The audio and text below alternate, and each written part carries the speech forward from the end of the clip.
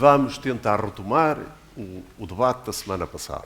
Quem esteve cá na semana passada lembra-se que foi um debate relativamente fraturante na apresentação inicial, que suscitou da parte da audiência uma contribuição muito grande. Quer dizer, foi um debate muito feito pela própria audiência e foi, nesse aspecto, acho eu, muito feliz. É daquelas coisas que a gente espera, mas que não tem maneira de induzir, não tem certezas de como ocorre. Vamos tentar manter neste mesmo tom, porque vamos exatamente seguir o mesmo figurino. Vamos ouvir sucessivamente os dois convidados, vamos convidá-los a cruzar questões, se assim entenderem, e vamos abrir ao auditório a participação. Lembram-se que o tema geral é cura à felicidade. Na semana passada foi menos cura, mais felicidade. Lembram-se também que na semana passada foram aqui apresentados testemunhos de momentos de felicidade ou contributos para a felicidade, mas ninguém arriscou uma definição geral de felicidade, um estado de felicidade. Ficou claro aqui que é mais fácil encontrar razões para a infelicidade na vida do que propriamente receitas seguras de sucesso para conquistar a felicidade. Mas enfim, a nossa ideia ao conceber estes debates era mesmo essa, era trazer convidados, convidar a comunidade do hospital, trocar impressões e somar as chegas à volta de um conceito que, tomado por definido, mas que na realidade não tem uma definição muito clara. O primeiro dia foi o conceito, hoje é o contributo da religião e assim continuará daqui por 2 dias. Agora, a religião porquê? Eu não tive a menor dúvida de que a religião fazia falta nesta discussão. Porque a religião é uma marca da nossa espécie. Não há, creio eu, comunidade humana sem religião. Os vestígios, mesmo do Paleolítico mais primitivo, mostram-nos sempre um chefe de tribo e um feiticeiro, e depois os deuses tutelares da tribo.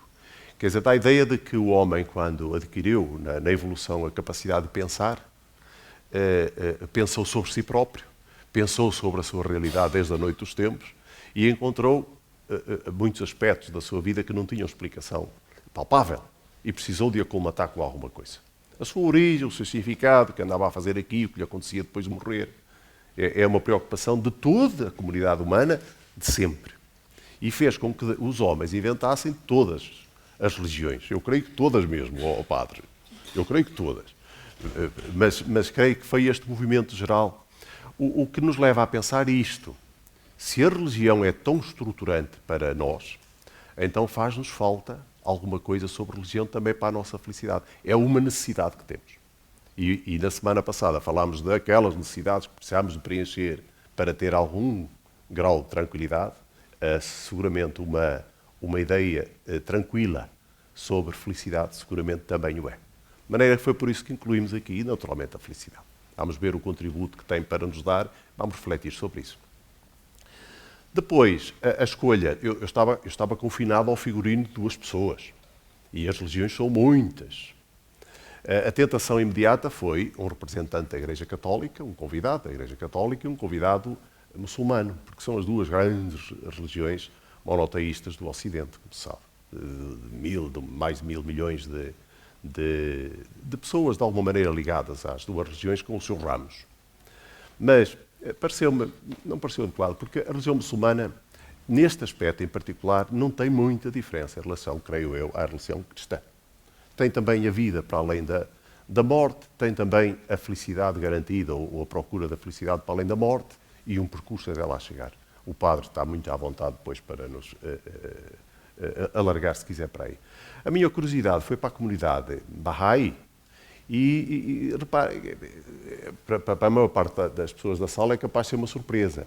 Para mim também foi. Aqui há muitos anos fui a Israel, tenho ido lá muitas vezes, e fiquei espantado em Haifa com a sede mundial desta comunidade, no Monte Carmelo, até cá abaixo, porque são jardins, são património da Unesco, lindíssimos, e eu não sabia o que era aquilo e tive curiosidade e a partir daí procurei alguma informação.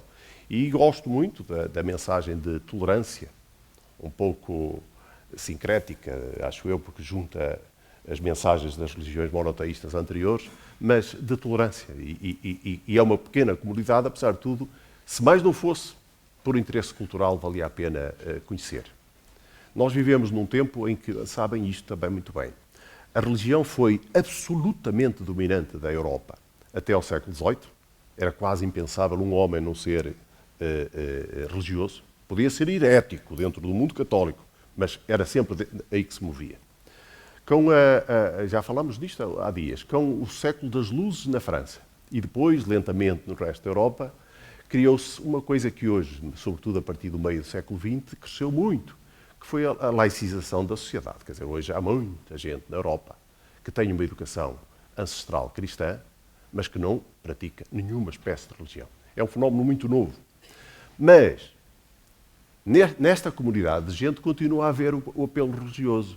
E apareceram como cogumelos propostas de seitas de outras religiões. Esta religião não pode ser metida aí, vai aí, porque vem muito de trás, mas é, portanto, mais uma que nós devemos conhecer, porque elas vão aumentando e a comunicação social fará com que cheguem dentro de casa. Vamos começar por ouvir o ponto de vista do Sr. Padre Vasco Magalhães. Eu conheço, nós pessoalmente não nos conhecemos, mas eu na minha juventude, eu sou de Braga, na minha juventude conheci a figura do Padre Vasco Magalhães, então noviço do noviciado em Soutelo, em Vila Verde. Eu frequentei um bocadinho esse grupo e ele, não tivemos contacto pessoal, mas ele era uma vedeta, era alguém que era vedeta no melhor sentido, ao padre. Era o contrário de uma vedeta, era um homem simples, um homem bom, é o que quiser. Mas era de facto uma pessoa notável, já nessa altura, na juventude. Depois, ao longo da vida, fui sabendo dele, e bom, ele é uma pessoa que as pessoas aqui do Porto conhecem, é da congregação jesuíta. Os jesuítas são conhecidos, a ordem é especial porque tem uma componente de formação intelectual esmagadora em relação a todo o resto das comunidades cristãs, creio eu. Eu creio que nenhuma, pelo menos era uma preocupação do Santo Inácio de Loyola quando criou a companhia. Ele esteve em Jerusalém, ficou com a ideia de que as discussões que havia, que acabavam muitas vezes em pancada em Jerusalém, eram quase sempre por ignorância dos contendores. E então entendeu que era preciso solidez do saber. E isto fez tradição, como se sabe, tem sido determinante. Tão determinante que, passado 30 anos, quando foi o Concílio de Trento, foi mais ou menos 30 anos depois, já foram os jesuítas os homens do saber no próprio concílio. São gente que sabe do que fala. E diz-nos isto. Qual é o contributo para a felicidade? Porque até ao século XVIII, a Igreja essencialmente dizia que, vindo da noite dos tempos, dos primeiros tempos do martírio, a Igreja afeiçoou-se muito ao martírio das perseguições romanas e depois valorizou muito, e muito bem, e depois na Idade Média pregava muito o martírio. No sentido, não era o mesmo martírio, mas era a abnegação, a privação, como forma de ganhar a felicidade depois da morte. Era muito isto, e é uma mensagem que eu hoje puxa-me menos, quer dizer, eu gostava de saber até lá como viver um bocado melhor. Já nessa altura havia relatos de vida de santos que mostravam muito bem que, com esse percurso de sofrimento, de perda, de entrega, apesar de tudo, conseguiam ganhar alguma felicidade na Terra, alguma bonomia, um pouco à linha do budismo também. Quer dizer, conseguia-se, na vida de alguns santos, na descrição que fazem, pela privação, ter uma vida feliz. Talvez isto seja o caminho. Dirá, naturalmente, de uma forma muito mais elaborada, porque hoje, desde há 200 anos, desde a Constituição dos Estados Unidos, a luta pela liberdade, a busca depois da felicidade está lá consignada e hoje é uma coisa universal de todos aqui. E depois de vamos ouvir o que tem para dizer a senhora doutora Graça Veiga. Eu tenho o gosto, Fátima Veiga, eu tenho muito gosto em tê-la aqui, também não conhecia todo. Eu tive esse contacto com a comunidade em tempos de curiosidade e depois conheci na vida profissional minha uma família desta comunidade. E gostei muito da mensagem. Dir-nos-á, depois recomendaram-me que viesse cá e naturalmente é uma oportunidade para ouvirmos esta perspectiva e para a questionarmos. São livres de seguir naturalmente a linha que quiserem, naturalmente, e depois trocaremos impressões. Sr. Padre Vasco Magalhães, então, é a sua vez. Então, bom dia a todos. Quer dizer que estou muito, não sei se contente, se feliz, mais ou menos. São coisas bem diferentes. Me agradeço estas palavras, que há um bocadinho exageradas, do professor Agostinho Marques, que criou tanta expectativa que agora, ainda por cima, tenho aqui a sensação de ter errado um bocadinho o alvo. Porque religião e felicidade, claro que há uma ligação em qualquer experiência religiosa, mas eu, quando preparei aqui, escrevi umas notas aqui no meu caderninho, fiquei mais preso à ideia de cura e felicidade, e da cura à felicidade. Mas na perspectiva, evidentemente, cristã. Evidentemente, na perspectiva evangélica. E, portanto, não começarei, mas depois fica para a conversa, tanto para começar por religião, mas, exatamente, como é que vejo e como é que penso que a visão evangélica nos fala da cura e da felicidade. Bem, se os desiludir depois na conversa. E realmente, a primeira coisa é preciso tentar perceber um bocadinho o que é que estamos a falar. E eu apontei aqui três notitas. O que é isto da cura à felicidade? De alguma maneira, a cura pode trazer felicidade. Mas o que é a cura? Não é? E a felicidade, imensas vezes, leva à cura. O que acontece, acho eu, é que esta vida não tem cura. Ou tem? Acho que não tem cura. É um bocadinho mau dizer uma coisa destas, não é? Que assim no hospital, onde por cima eu fui já tão bem tratado, pode parecer mal dizer isto. Mas, de facto, o meu primeiro ponto é um bocadinho este: curar e salvar. Porque são dois conceitos que precisávamos de ponderar um bocadinho e ver qual é a vida. Depois, um outro pontinho sobre portas da felicidade, da perspectiva cristã. E, finalmente, o segredo da felicidade, para mim, na perspectiva evangélica. Então, vou-lhes falar um bocadinho sobre isto, que é que eu penso, que é muito também, não só a partir da oração e da vivência do Evangelho.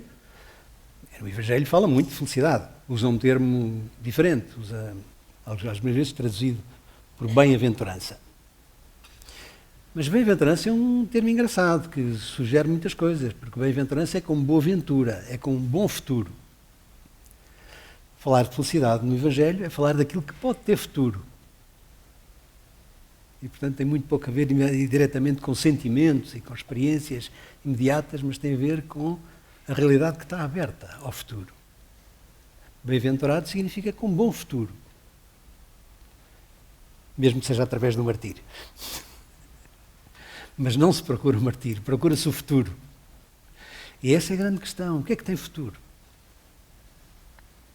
E então estaríamos a tocar, de alguma maneira, o problema da felicidade. Mas, de novo, então, este ponto. Acho que verdadeiramente no espaço-tempo a vida não tem cura, e insisto um bocadinho nisto.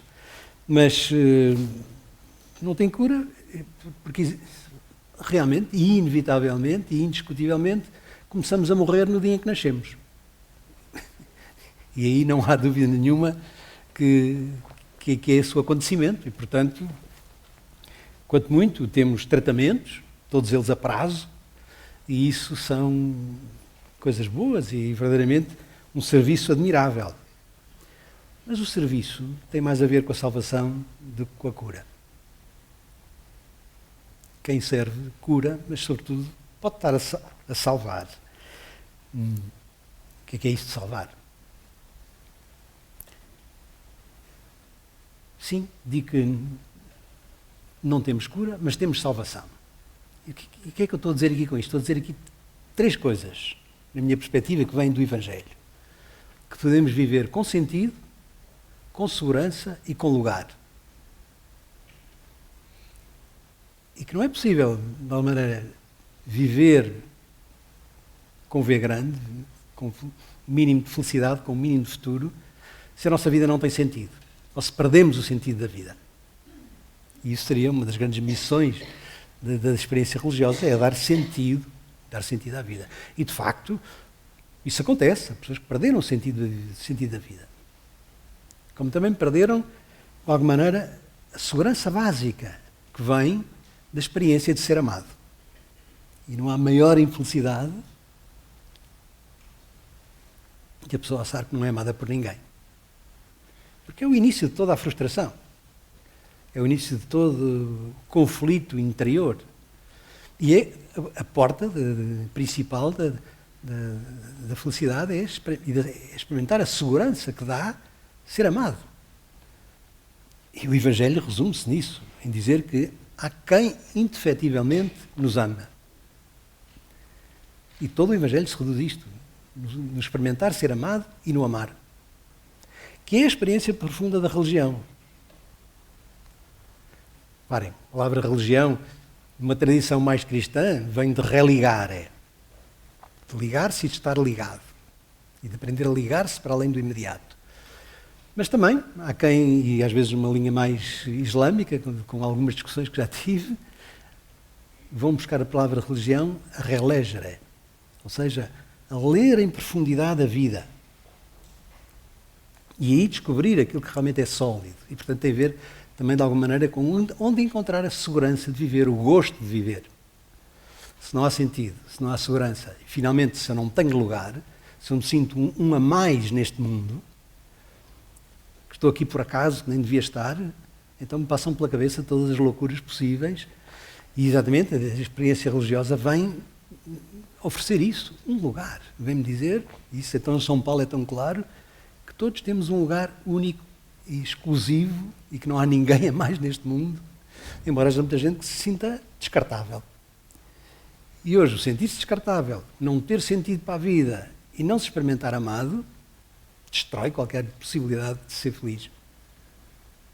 Ou de ter futuro.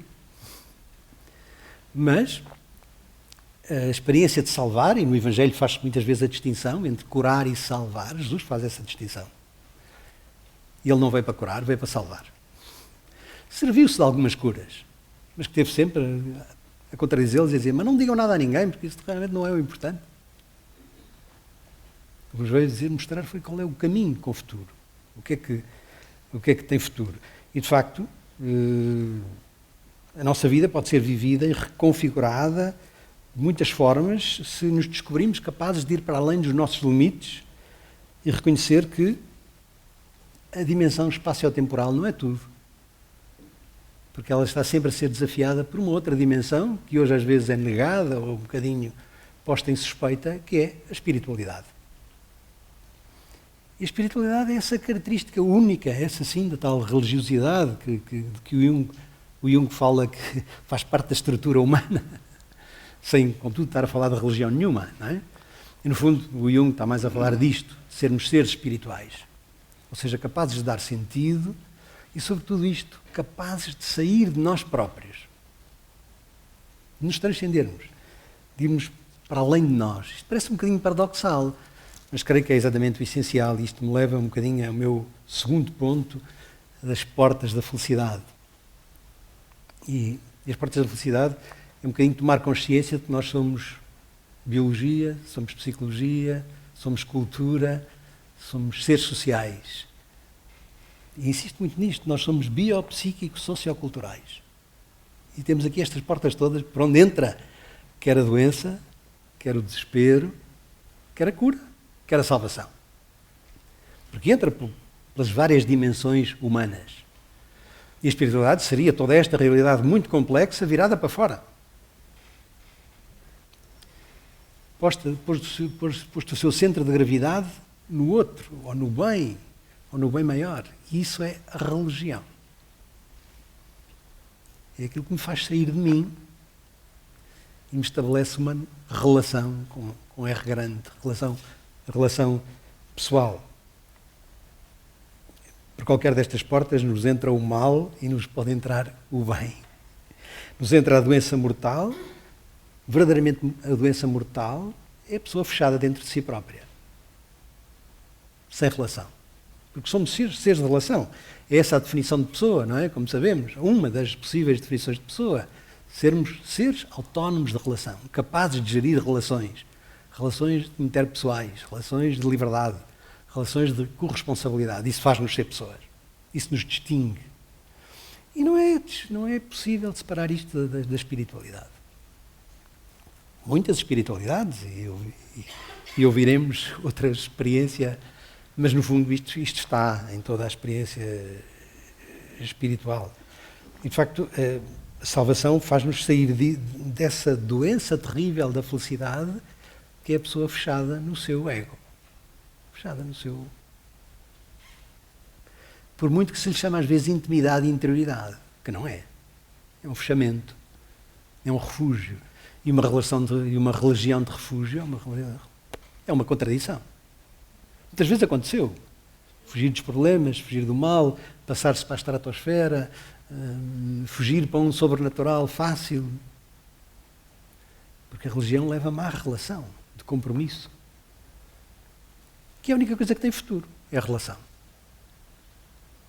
O resto não tem futuro. O resto é uma grande doença biopsíquico, sociocultural.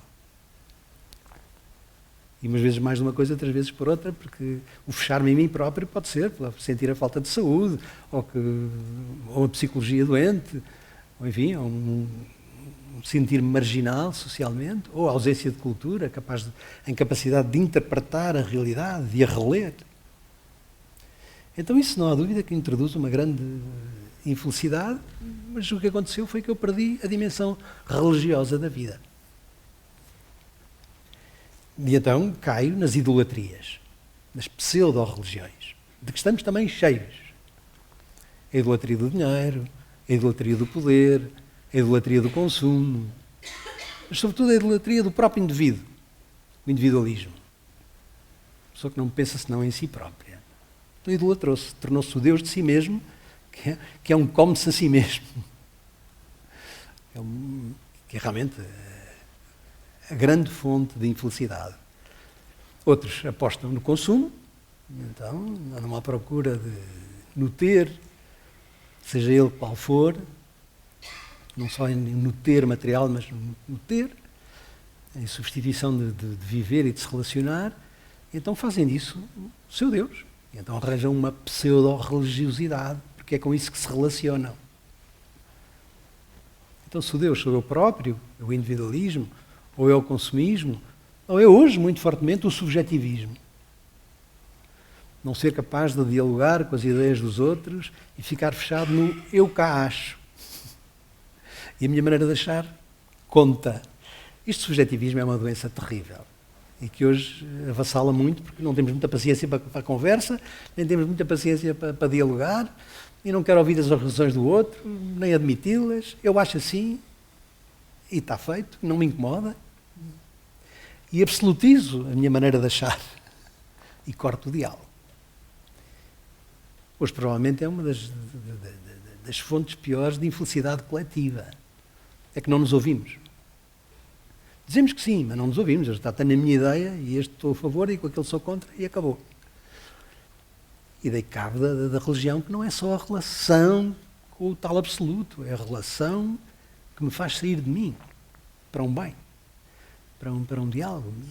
E essas doenças do religioso são absolutamente terríveis e uma grande fonte de infelicidade. Mas são o engano que nos bate à porta todos os dias. Estamos a ser continuamente aliciados por isso, para substituir a realidade pelo virtual. Para substituir o diálogo pela minha ideia pessoal. Acho que são grandes tentações, todas as épocas tiveram as suas tentações de fuga. Do real. Aquilo que temos que dar primazia. É a realidade que existe. Para conduzir essa realidade, enfim, aonde ela pode chegar. Mas às vezes as ideias feitas, que se transformam em preconceito, que dão fundamentalismos, dão fanatismos, dão legalismos, tantas doenças que a religião pode ter. Não é? E todos os dias contactamos com elas, que mais que menos, mas podem se tornar instituições terríveis. Sobretudo o fanatismo, que é talvez a doença mais perigosa, porque é a morte da esperança. Quem não tem esperança torna-se fanático. O fundamentalista tem uma doença na fé. Deixou de confiar. Não é? Como o legalista tem uma morte no amor. Substituiu o amor pela lei. E é tão fácil montarmos a nossa religiosidade pobrezinha, sem transcendência, sem nos salvar de nós próprios, não é? Porque a religião é para a salvação. É para sairmos de nós. Enfim, por fim, o meu último ponto, e acho que já estou a falar há imenso tempo, aquilo que eu acho que é o segredo mesmo da felicidade, que é a fecundidade e o agradecimento. E nisso acho que a minha experiência me vai mostrando isso dia a dia. São estes dois segredos. E tem a ver com o conceito de felicidade. No latim, félix significa fecundo. Exatamente. Ser feliz é ser fecundo. Ponto. Ou seja, dar de si. Não é? Há imensas tentativas de felicidade egocêntrica. Se eu for rico, se gostarem muito de mim, não é? Então eu sentir-me feliz. Mas não, a felicidade, etimologicamente, significa fecundidade. E muitos níveis de fecundidade. Porque fecundidade é de toda a maneira com que cada um pode dar de si em bem de uma causa, em bem do outro concreto, em bem da humanidade. Então aí começa a felicidade. Mas não é possível dar de si sem ser agradecido. E isto dá realmente que pensar. Porque enquanto eu só estou a exigir os meus direitos e achar que tudo me é devido, chegamos ao ponto de dizer com toda a tranquilidade que tenho o direito de ser feliz. Hoje ouve-se dizer isso para justificar as coisas mais tontas. Tenho o direito de ser feliz. Mas ninguém tem o direito de ser feliz. A felicidade é uma conquista, é um dever, é uma possibilidade que está dentro de nós e que vem da relação. Mas hoje, tontamente, centrados no nosso umbigo, exigimos como se houvesse alguém que tivesse a obrigação de me fazer feliz. Mas ninguém tem o direito de ser feliz. Mas percebendo isto, podemos considerar 3 coisas que me levam aí. Uma é ver a vida com bons olhos. Depende muito da minha busca e daquilo que me é dado. Porque a vida é dar e receber. Não é? E por isso é tão importante aqui a maneira como somos educados a olhar para a vida, a olhar para o outro, a considerá-lo. Porque se eu tenho uma visão pessimista da vida, andamos aqui por azar, caímos neste mundo. Então a coisa torna-se impossível. Não é possível dar nada quando eu não acredito em nada, não é? Quando tenho uma visão negativa da vida, não é? O contrário da felicidade e da alegria não é de maneira nenhuma a dor e o sofrimento, é o pessimismo. É a visão negativa das coisas. E esta visão pode-se generalizar. Somos atacados, a gente abre o jornal, a gente abre a televisão, é tantas desgraças, tanta violência, tanta coisa injusta, tanta exclusão. Não é?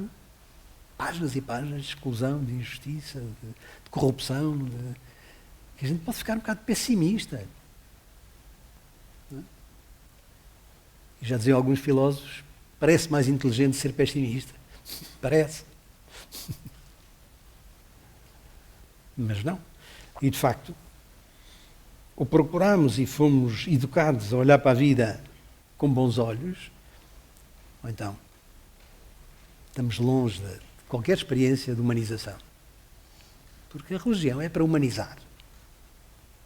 É para nos tornar humanos. A segunda coisa é que, sem essa perspectiva, não é possível aceitar a vida, enquanto muito vivemos resignados. Resignado à minha condição económica, resignado à minha doença, já não digo resignado ao meu cancro, já não... Mesmo isso não é caminho, é resignação. Outra coisa é aceitar. E aprender a tirar partido da vida, mesmo daquilo que a gente acha que não faz sentido. Mesmo da doença mais grave. Mesmo daquelas que dizemos é incurável a curto prazo. Mas pode ser vivida como construção. E aí entrava o médico global, Não trata só da doença, mas trata da pessoa. O médico é isso. É. Senão, temos um técnico facilmente substituído pelo robô. Claro. Mas não temos o médico, à cabeceira. O clínico. E terceiro, e para terminar, dessas duas coisas só pode vir uma atitude de fundo agradecida. Agradecida pela realidade, por existir, por ser amado, por poder amar, por reconhecer que tudo pode ser dom e tudo pode ser caminho. E creio que esta é, humanamente e religiosamente, que eu não consigo distinguir, porque, como já foi dito, só nos tornamos humanos pela religiosidade, ou seja, pela relação e pela relação de valor que nos transcende, nos faz ser mais do que nós próprios. Isso torna-nos agradecidos. E ao ser agradecido, vivo a felicidade possível, que é acreditar na construção daquilo que tem em mãos. O resto são utopias. Bem, fico por aqui. Vamos às utopias. Sabe, só uma nota da provocação, mas quando falava da cura, é com toda a razão. Os estudantes de medicina, quando chegam cá, vêm com a ideia de curar doentes e descobrem que cuidam de doentes. Cuidam. Nós hoje cuidamos de doentes crónicos e alongamos a vida, atenuamos o sofrimento, mas curamos muito pouco. Curamos algumas coisas agudas, pontuais, mas é claro que sim. Agora, esta reflexão com que eu concordo completamente, e não estou no mesmo grupo religioso, é aí que se bate o ponto para mim. É que o conceito que falei nisto a semana passada, de felicidade na Grécia da Academia, na Grécia Antiga, era qualquer coisa parecido com virtude, era viver de acordo com os deuses e tal. Eu não percebo porque é que o Aristóteles não seria capaz porque não chega cá, mas não de subscrever completamente esta sua apresentação, compreende? E ele nasceu 300 anos e 50 antes de Jesus Cristo, quer dizer, não foi o cristianismo, então.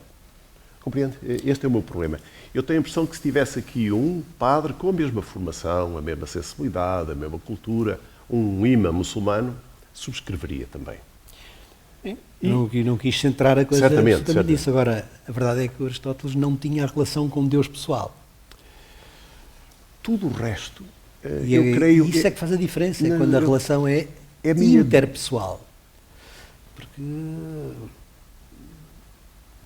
mesmo que ele fosse capaz, e foi capaz de ultrapassar todas as mitologias gregas, esse Deus não era uma relação interpessoal. Era um transcendente...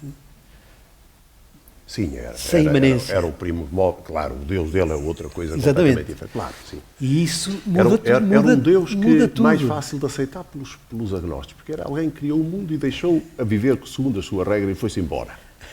Quer dizer, foi à sua vida. Em todo caso, eu tenho a impressão que esta mensagem, de que gosto muito, um agnóstico não tem nenhuma objeção, tirando a ligação à divindade. Até ao momento da morte, pelo menos.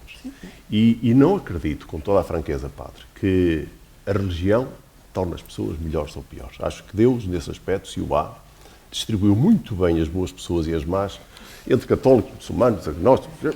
A gente encontra... Não parece? Digo eu. Mas voltaremos aqui, seguramente.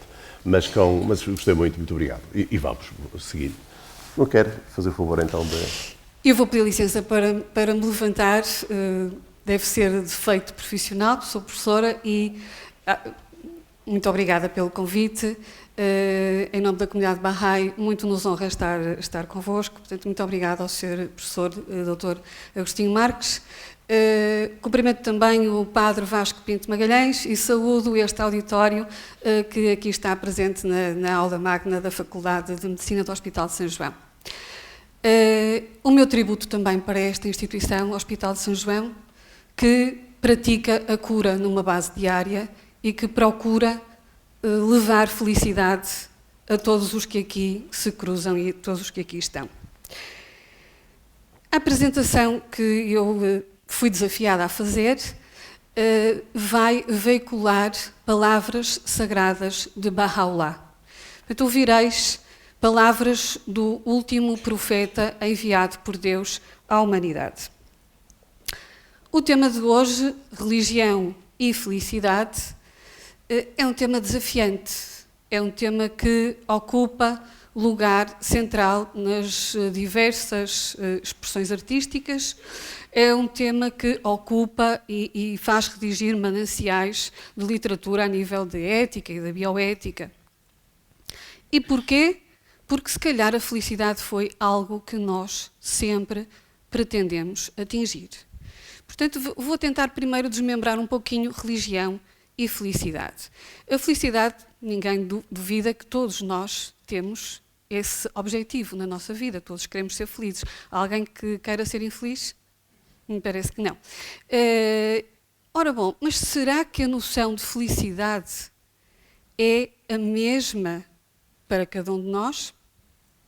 Por exemplo, para um pintor, o que será a felicidade? Se calhar é dispor de uma tela e de um conjunto de pincéis e poder aí fazer a sua criação. Mas se calhar para um cientista será um laboratório cheio de tubos de ensaio. E por aí fora, e para um atleta de alta competição, será outra coisa qualquer.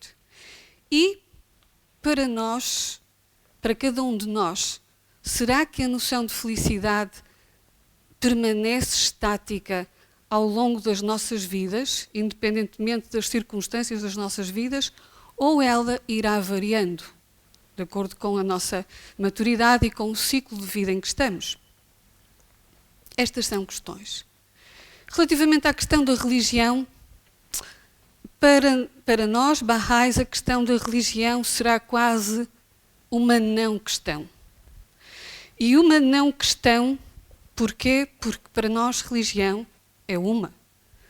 Deriva da inspiração divina, deriva de um mesmo Deus. Eu sei que nós estamos habituados a ouvir o Deus dos judeus, dos muçulmanos, dos cristãos, mas realmente Deus é um só. Daí que a questão da religião é para nós facilmente interpretada à luz deste conceito. Ora bom, voltando à questão da variação da felicidade ao longo dos nossos ciclos de vida. Eu acho que uma primeira conclusão que nós podemos tirar é que a felicidade não é uma meta que nós atinjamos. Ou seja, ok, eu hoje sou feliz, estou aqui rodeada da melhor companhia, portanto sou feliz, não há mais nada a esperar, vou permanecer feliz para o resto da minha vida. Não é assim. Portanto, a felicidade não é uma meta, é um trajeto. O poeta José Ortega dizia que o homem é o homem e as suas circunstâncias. Portanto, a felicidade é um trajeto que nós vamos cumprindo. Então, nesse caso, qual é o contributo da religião para esse trajeto? Ora bom, Baha'u'lláh diz-nos que tudo o que se acha nos céus e na terra nos foi destinado. Tudo o que se acha nos céus e na terra nos foi destinado. Ora, isto parece muito simples. Se tudo o que se acha nos céus e na terra nos foi destinado, eu, se tiver uma boa capacidade de discernimento, consigo ver o que é que me faz feliz e tenho, se calhar, assegurado algum ingrediente de felicidade. Pois, mas é aqui que as coisas começam a complicar. E começam a complicar com um pequeno pormenor. Baha'u'lláh diz-nos que tudo o que se acha nos céus e na terra nos foi destinado, exceto uma coisa. E essa coisa faz a diferença toda, é um pormenor. É um pormenor que, se calhar, nós apetecer-me-ia criar aqui uma palavra nova e chamar-lhe um por maior, não é?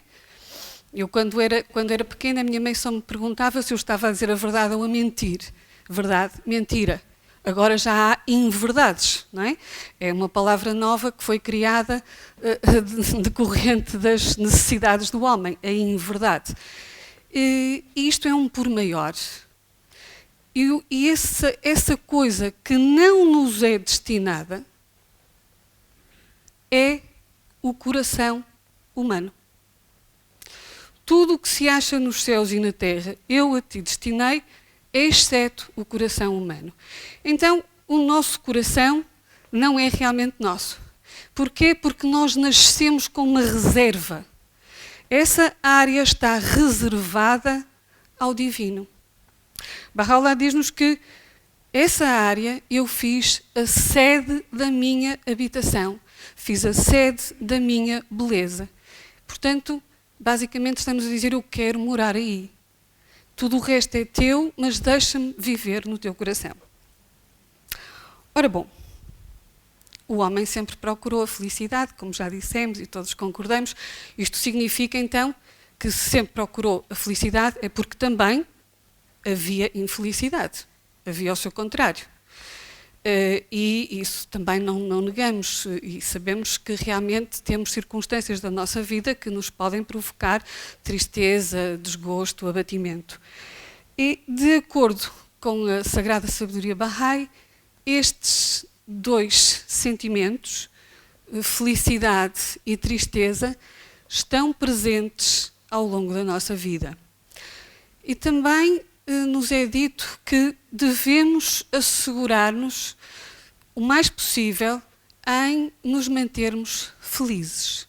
Porquê? E todos nós temos essa experiência, os médicos, então os médicos do foro do domínio do ser, os psiquiatras, também os psicólogos, sabem perfeitamente que quando nós estamos felizes, até a nossa energia vital é maior. Estamos mais robustos. Se calhar a nossa resposta do sistema imunitário é melhor, não é, Sr. Professor? Não estou a meter-me em seara alheia, mas é isto que nos é provado. Nós sentimos-nos melhor, o nosso intelecto está mais aguçado, a nossa mente está mais perspicaz. E o contrário também é verdade. Em momentos de tristeza, nós estamos abatidos, as coisas não nos correm bem, a nossa mente esbate-se e perde a sua acuidade. Pois, muito bem. Como é que nós podemos fazer? Será que nós nos podemos furtar a um destes sentimentos, à tristeza? Aqui, Baha'u'lláh conforta-nos, eu não sei se servirá de conforto para nós todos, mas conforta-nos dizendo que a tristeza, as privações e as dificuldades são apanágio dos eleitos de Deus. Aqueles que estão destinados, por alguma forma, a ter um maior sofrimento. E é claro que nós não o queremos, não é? Portanto, vamos colocar a nossa tónica na felicidade, naquilo que promove a nossa qualidade e a nossa vida no momento presente. Lembram-se que há bocado eu comecei por citar tudo o que se acha nos céus e na terra, a ti o destinei, exceto o coração humano que eu fiz a sede da minha habitação. E, portanto, aqui está a grande questão. Aliás, esta questão é uma questão também retomada em alguma literatura até de autoajuda, vai explorando este tema, que é o tema do coração. É no coração que estão realmente os segredos, que estão os segredos dessa alegria, desse júbilo. E, portanto, quando o nosso coração, quando o coração do homem não permite ser sede da habitação divina, quando esse coração está ligado, como o Sr. Padre há bocadinho falou, tantas outras questões do consumismo, tem outros focos de interesse, não está a assumir o propósito para o qual foi criado. E o propósito para o qual foi criado foi ser sede da beleza divina. E, portanto, ao não cumprir esse propósito, estará a fugir a todas as bênçãos que Deus tem preparado para si. E, portanto, a felicidade ficará cada vez mais arredada. Ora bom, minhas senhoras e meus senhores, felicidade, humor, alegria são características de uma verdadeira vida Bahá'í. Baha'u'lláh deixa-nos uma ferramenta poderosa para nós fazermos do coração esse habitáculo do divino. Que ferramenta é essa? É a educação. Essa ferramenta é a educação. Podemos entender a educação do intelecto, porque para os Bahá'ís o conhecimento é uma escada de ascensão, todo o conhecimento que promove a evolução do homem. Podemos pensar na educação espiritual, porque para os Bahá'ís, cada um de nós é uma mina. Cada um de nós é uma mina rica. Uma mina rica em joias. O homem é uma mina rica em joias de inestimável valor. Isto não é promoção da nossa autoestima, é a nossa realidade. Cada um de nós é uma mina rica em joias de inestimável valor. Mas, e volto a entrar o por maior. Então, como é que eu faço a extração do minério? Como é que eu ponho esse minério cá fora? É através da educação. A privação da educação, e nesse aspecto, esta instituição, as nossas escolas e todas as pessoas que têm responsabilidade no campo da educação, têm uma palavra a dar e têm um caminho a percorrer. Porque a falta da verdadeira educação vai privar a extração desse minério, vai privar-nos de pôr cá fora todas essas joias, todos esses tesouros que nós temos interiormente, que habitam o nosso caráter. Muito bem, que joias é que estamos a falar? Vamos agora ser concretos. Mas de que joias concretamente é que estamos a falar? Estamos a falar das virtudes do caráter humano. Se houvesse tempo para fazermos aqui um rápido exercício, perguntaríamos que virtudes é que conhecemos. Vamos tentar nomear virtudes. Porque este é o tempo da linguagem explícita. A linguagem explícita, como nós sabemos, tem a vantagem de nos facilitar a interiorização de conceitos. E, portanto, será um exercício interessante cada um pensar qual é o seu estoque de vocabulário relativamente a virtudes. Quantas é capaz de nomear? Pois eu vou trazer aqui, não sei se estamos a alongar-nos no tempo, eu vou trazer-vos aqui apenas 8 virtudes. 3, Baha'u'lláh associa, gosta de as ver em conjunto, que é a bondade, a pureza e a radiância. O poder sinergético destas 3 virtudes associadas, bondade, pureza e radiância, permite-nos atingir aquilo que Baha'u'lláh chama de uma soberania antiga, imperecível e eterna. E são tão importantes que Baha'u'lláh reservou para elas o seu primeiro conselho. Como nós sabemos, a primeira coisa de qualquer coisa é sempre muito importante. E este é o primeiro conselho que Baha'u'lláh nos deixa.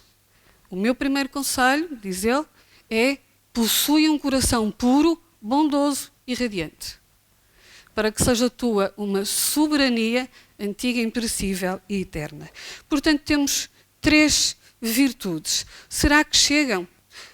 Do ponto de vista, nós não estamos a falar do ponto de vista único do indivíduo, nós precisamos de pensar no coletivo. Então temos necessidade da justiça para complementar este leque. E o que é a justiça? Será que nós estamos no tempo da justiça olho por olho, dente por dente? eu quase arriscar-me a dizer que Baha'u'lláh foi um precursor da moderna inteligência emocional, porque coloca-nos a justiça num patamar revolucionário para aquela época, século XIX. Baha'u'lláh diz-nos, para ser justo, vê com os teus próprios olhos e pondera com o teu próprio coração. E porque a justiça é sinal da misericórdia de Deus. Ok? A justiça é sinal da misericórdia divina. Portanto, chegamos à quarta virtude. Parece que temos tudo a preparar-nos para garantir uma outra virtude, que é a da unidade. A unidade é, se calhar, o núcleo duro da fé Bahá'í. É a unidade. É a unidade das religiões, é a unidade da humanidade, é a unidade. E a unidade para os Bahá'ís não é simplesmente a agregação de vontades num propósito comum. Os Bahá'ís veem a unidade como um fenómeno criativo que põe em curso aquelas chamadas eras douradas da história. Quando a vontade coletiva é capaz de criar esta sinergia, temos períodos de larga evolução. Mas há mais virtudes. Eu prometi que fazia uma melhor extração deste nosso minério. E aqui estou plenamente em sintonia com o Sr. Padre Vasco Pinto Magalhães relativamente à gratidão. Relativamente à gratidão. Gratidão e contentamento. Eu devo dizer-vos que a palavra contentamento é algo que a mim me diz muito. Porque não é bem felicidade, não é alegria, é contentamento. Tem em si uma serenidade e transporta, a palavra transporta uma plenitude calma. Gratidão. Há estudos que provam que as pessoas que tiram diariamente tempo para uma atitude contemplativa e de gratidão, estudos da Universidade da Califórnia, essas pessoas veem reduzido em 23% os níveis de cortisol, que, como sabem, é a hormona do stress. E, portanto, esta relação entre a religião e a ciência tem que ser uma parceria que só possa sortir bons frutos.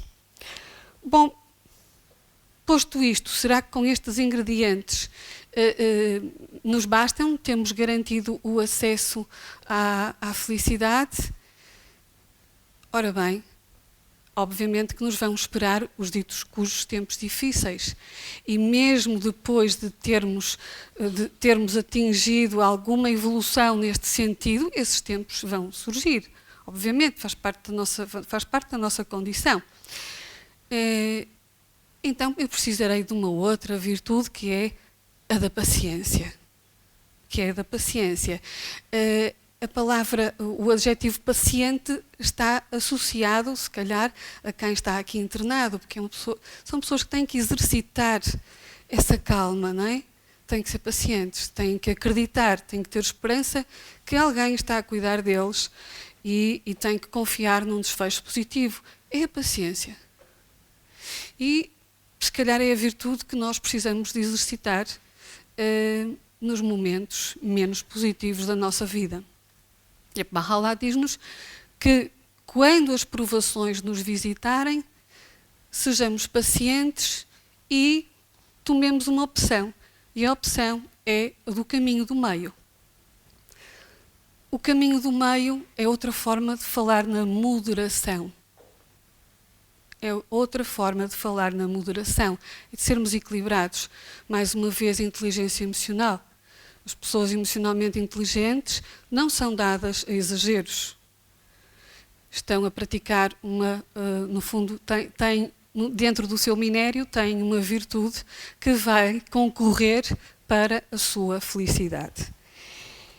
E, portanto, eu não vou alongar muito mais. Eu falei de um trajeto que é o trajeto para atingir a felicidade. Felicidade não é uma meta, senão era ótimo, todos nós seríamos tipo corredores de fundo, atingíamos a meta e teríamos garantido esse prémio para nós próprios. Falei de um trajeto, e nesse trajeto que nós fazemos, qual é o lugar que ocupam as outras pessoas? Porque a maior parte desta minha reflexão, que trouxe para partilhar convosco, teve o seu enfoque no indivíduo. Mas então qual é o papel dos outros? Os outros são meus companheiros de viagem, são nossos companheiros de viagem. E Bahá'u'lláh exorta-nos a considerar a felicidade deles tão importante como a nossa. Felicidade deles tão importante como a nossa. Portanto, eu estou a terminar, deixo-vos estes apontamentos. O apontamento do coração, possui um coração puro, bondoso e radiante. Deixo-vos o apontamento desta extração de minério que todos nós temos dentro de nós, que são as nossas virtudes. Este é o legado da Fé Bahá'í e espero que agora, através do debate, seja interessante continuar. Bem, vamos a ele.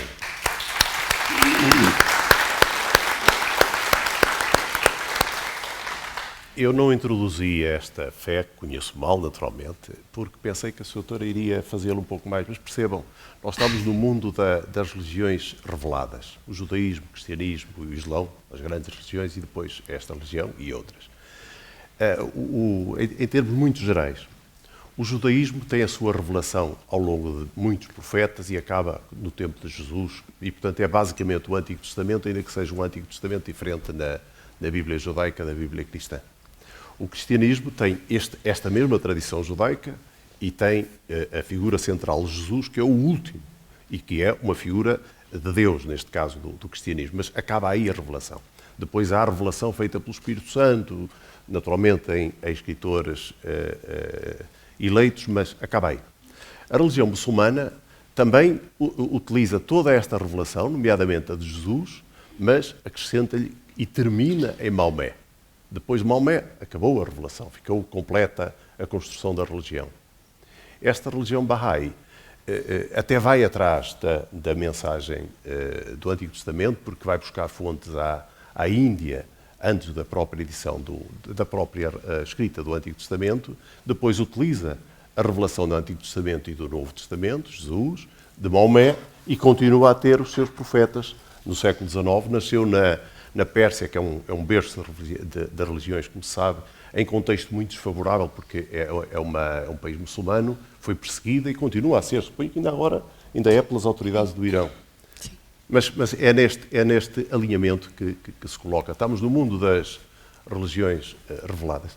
Diz uma coisa aí, Sotera, que sempre me põe o cabelo em pé, que é, quando tinha, agora já nem tanto, que é, tudo foi feito para o homem, exceto o seu coração. Eu tenho um medo enorme, isto está no Gênesis também. Tudo foi feito para o homem. Não é cardiologista, não, mas tenho muito medo por outra razão.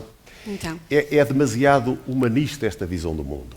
Eu gosto mais de imaginar a natureza com direito próprio, as espécies com direito próprio, porque não legitima a destruição das florestas, das espécies, porque é tudo, compreende? Parece que não há direito próprio das espécies. Eu gostava de um mundo em que os nossos direitos de intervenção sejam limitados.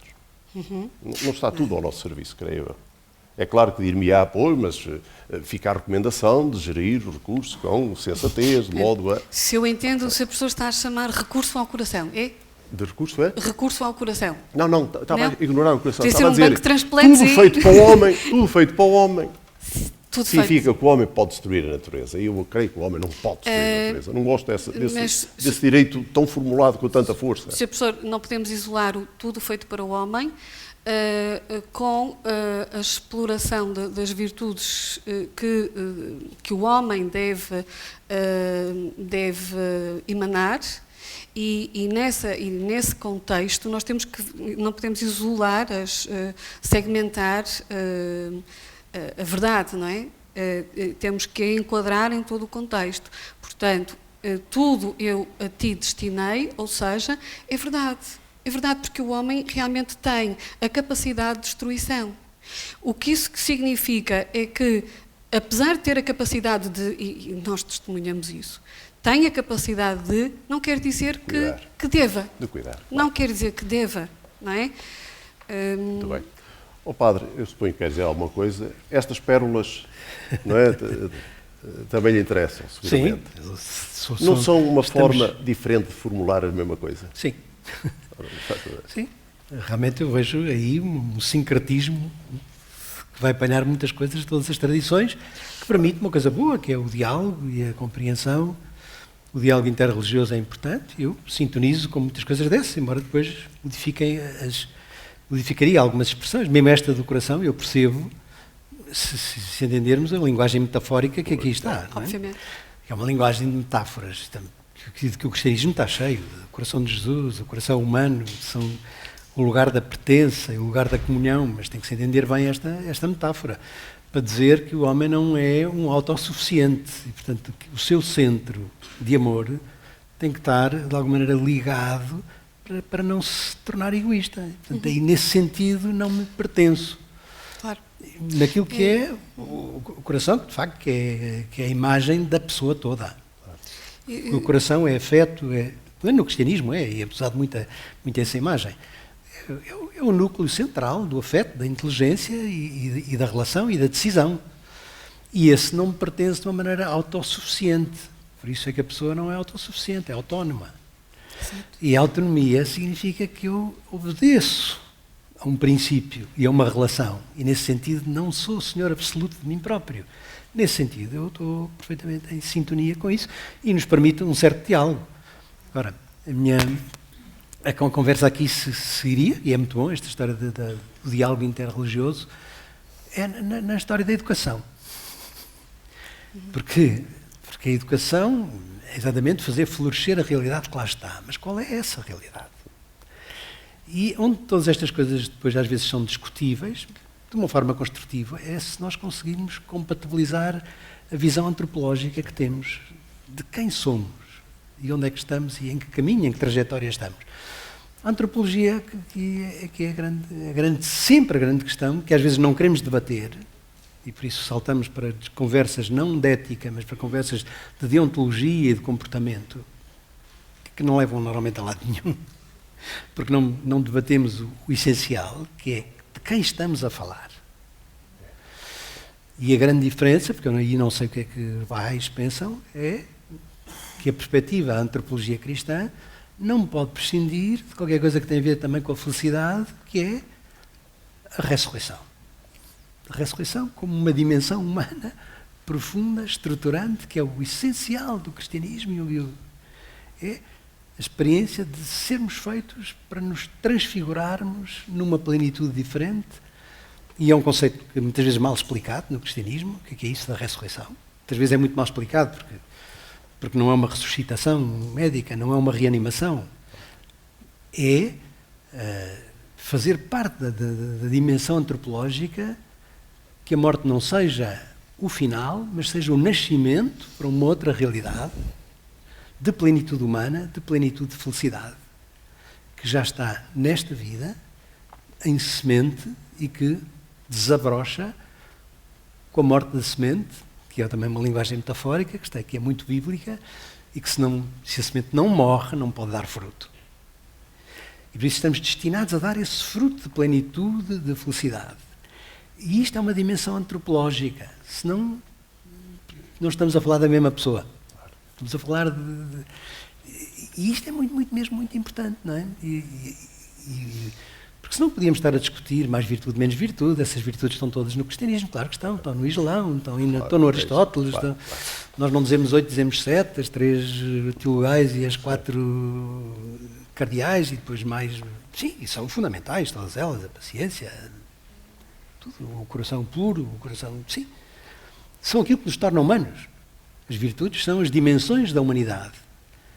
Agora, esgotam o homem, eu diria, há aqui uma condição humana que é específica da fé cristã, que é percebermos como em processo de ressurreição. E entra aqui uma palavra teológica e de fé, que pode fazer a diferença, mas não corta o diálogo. Se o diálogo for não entre religiões, mas entre pessoas, Sim. e pessoas sem religião, que é uma realidade hoje grande, Também existe. com apelo, com curiosidade, mas sem religião. A ressurreição Mas torna não um sem assunto religiosidade, discussível. mas não certo, nem sem espiritualidade. Mas a discussão para a educação, Sim. a antropologia tem que ser pensada sem chegar à ressurreição. Senão não temos uma plataforma para me incluir a mim, compreende? Mas sim para incluir provavelmente a senhora Baí. Só uma palavra esta questão da ressurreição que se põe. relativamente ao alegado sincretismo. De facto, não podemos chamar-lhe assim, porque a palavra sincretismo tem uma definição muito própria e não tem lugar dentro da fé Bahá'í. Aquilo que se passa é, eu realmente não procurei trazer uma apresentação porque iria divergir do tema para o qual fomos convidados, mas estamos sempre disponíveis para trazer essa temática. Realmente não se trata de sincretismo, trata-se de beber de uma e da mesma fonte divina, que é Deus. Na Bíblia, nos ensinamentos cristãos e todos os livros sagrados, certo. todos os livros sagrados têm o seu papel e estão todos validados pela fé Bahá'í, estão todos validados, todos os livros sagrados, de todas as revelações de Deus ao homem. Doutora, portanto, em casa de um Bahá'í podem encontrar uma Bíblia, o Alcorão, os Kitabs, podem encontrar todas as expressões, o Bhagavad Gita, porque o Bahá'í é convidado a conhecer e a penetrar e a não aceitar sequer algo que não tenha investigado, porque, voltando à questão do coração, é uma metáfora, pode ser uma metáfora, mas é belíssima e os psicólogos usam-na e todos nós a usamos. E não sei se será tão metáfora assim, se não haverá algo de literal nessa metáfora. Mas quem sou eu? Damásio falou nisso e escreveu tanto sobre isso que prestigiou a investigação e a ciência e, portanto, não vou atrever-me nessa área. Mas realmente essa constatação que realmente nos define como seres humanos e associada à questão da educação, tenho que fazer aqui um parênteses. Esta educação, e não é para os Bahá'ís, é educação. É educação. Nós entendemos que, neste momento, os grandes desafios que estão colocados à nossa humanidade é a privação desta educação. Da educação, vamos usar uma imagem mais literal, da extração desse minério, de tudo o que o indivíduo tem de nobre e de bom, e de pôr cá fora. Para quê? Se calhar para transcender. Se calhar para colocar ao serviço dos outros. Se calhar, porque os outros são os tais nossos companheiros de viagem. Nós não viajamos sozinhos, senão éramos muito solitários. Muito obrigado. Eu vou-lhe fazer uma pergunta. Eu vou abrir, naturalmente, quem quiser intervir é a altura disso. Muito obrigado. Vai levando ali o microfone. Deixe-me fazer uma pergunta. Eu tenho o Fátima. Não, sim. Mas quando me fala aí do o coração entrou aqui demasiado e o órgão, o coração, não tem nada a ver com afetos. É o cérebro. Deus me livre. Deus me livre. Mas não bate mais depressa, ó Sr. Professor, não bate mais depressa ou mais devagar, conforme... O corpo todo. Ora bem, Sr. Professor. Não é certo. Não. Deixe-me só uma pergunta de contexto. O padre falou daqui na antropologia, na necessidade da ressurreição. A fé Bahá'í também subscreve? Também nós ressuscitamos? A fé Bahá'í acredita na vida para além da morte. É curto, senhora doutora. Muito obrigado. Muito obrigado. Faz favor, está bem. Eu sou um homem que não percebe, que se não me explicam muito bem as coisas, eu fico sem perceber. Ora bem, se me é permitido, quero cumprimentar a mesa, cumprimentar de uma forma muito especial o Padre Vasco. Depois, no final, falamos um bocadinho. Eu, para já, queria fazer aqui assim uma pequena observação. Há imensas questões, não é, que se levantam a partir destas belíssimas intervenções, mas pegando um bocadinho ali nas palavras e tentando fazer ali uma pequena relação entre aquilo que o Sr. Professor estava a dizer e relativamente às palavras da professora Fátima, permita-me aqui o seguinte, pegar na palavra coração e ver, digamos, ter uma visão um bocadinho antropocêntrica, não é? Como o Sr. Professor estava aqui a querer apontar. Sinceramente, não foram essas as palavras não foi essa a leitura que eu fiz da professora, da doutora Fátima. E achei até que há aqui uma relação de proximidade imensa com a intervenção do nosso querido Padre Vasco Pinto Magalhães e numa ligação mais estreita ainda com os nossos gregos, nomeadamente com Aristóteles, não é? E quando se fala aí das virtudes, não é? Das virtudes, e vamos aos clássicos, e lá estão os clássicos, e Bahá'í está muito próximo, quer dizer, eu acho que as palavras, o sentido é exatamente o mesmo, pode variar aí uma das virtudes ou outra, mas no fundo está lá tudo. E para terminar, o que me parece de facto, e respondendo ali, fazendo ainda um bocadinho às palavras do seu professor, é que esta visão humana, porque é disso que se trata, é de visão do homem, de que maneira que devemos olhar um homem, quem é ele, não é? E que sentido, de facto, para esta visão do homem. Parece-me muito mais que esta ideia de coração está mais próxima de um sentido não antropocêntrico, mas uma visão muito mais ecológica do homem. Em equilíbrio com o todo, não é por acaso que está lá a ideia de unidade, não é? E a ideia de trajeto também numa implicação de relação. E esta relação não é apenas e só a relação homem-homem, é a relação em termos contextuais, em termos da natureza, em termos do equilíbrio, não, com o todo. E, portanto, nesta perspectiva, parece-me que este caminho, não é, onde se procuram fazer vir ao de cima as nossas, aquilo que melhor podemos ter no coração, não é, esta mina de que nos fala, e só é possível numa relação de equilíbrio com o todo, e esse todo implica a nossa casa, implica a relação com a natureza. Não é? O equilíbrio com a natureza, e nunca num sentido antropocêntrico, não é, do coração. Pronto, era só esta observação que eu queria deixar, e no fundo achei muito interessante porque eu estou a ouvir a professora Fátima, estou a ouvir o Padre Vasco, e no fundo estamos todos a falar da mesma linguagem, e no fundo estamos a falar da linguagem dos gregos, e estamos a falar de Aristóteles. Não na perspectiva da ligação de virtude ao transcendente e tal, mas do homem no sentido mais humanista do termo, e Aristóteles é disso que nos fala também. Pronto, e vou passar a palavra, era só essa observação que eu queria deixar. E gostei muito. Obrigada. Quer comentar? Eu penso que este comentário foi mais uma síntese do que um comentário. Agradeço o contributo. Efetivamente, acho que conseguiu, de uma forma bastante clara, traduzir as multifacetas deste primeiro conselho, desta imagem do coração. Sem dúvida, a visão ecológica é importante, está presente em toda a sabedoria Bahá'í, na medida em que este lugar que nós habitamos é um lugar que nós habitamos, não é? Não nos pertence e, portanto, é a nossa casa comum, é a casa comum de todos nós.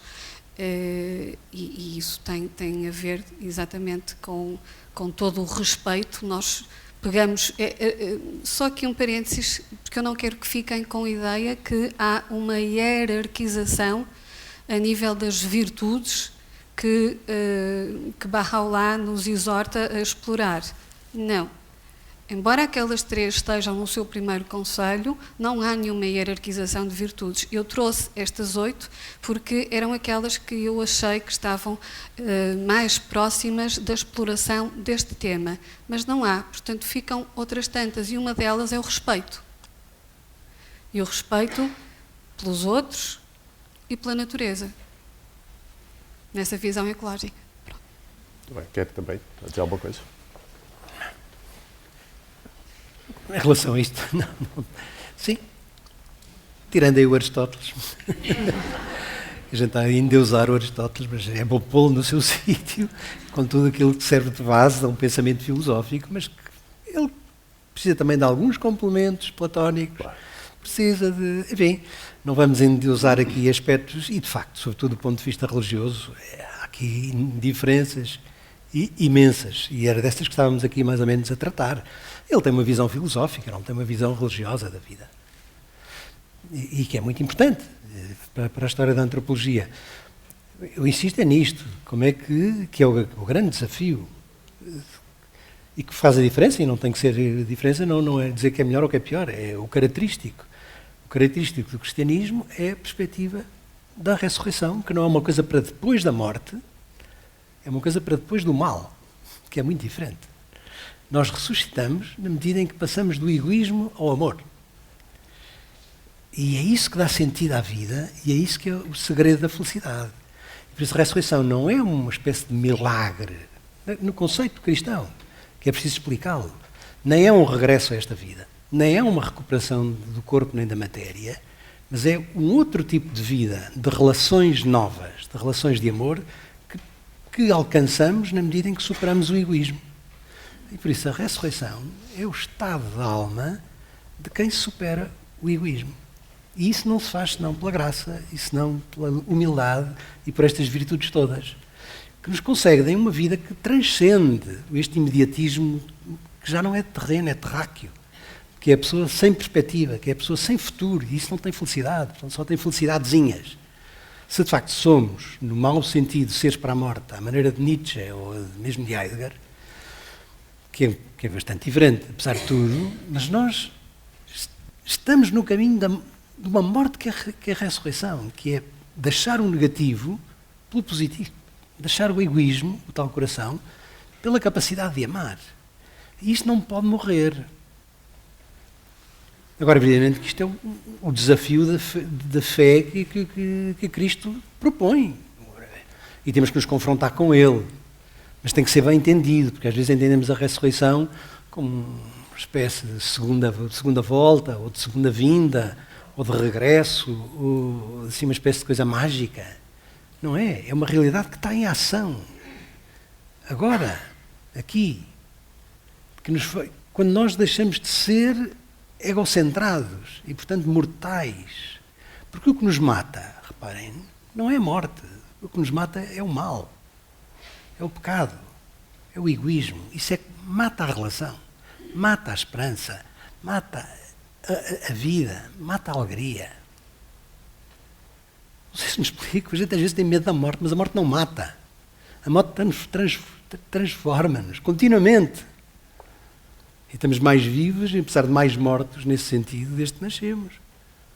O que verdadeiramente mata a humanidade é a maldade, é o egoísmo, é a injustiça.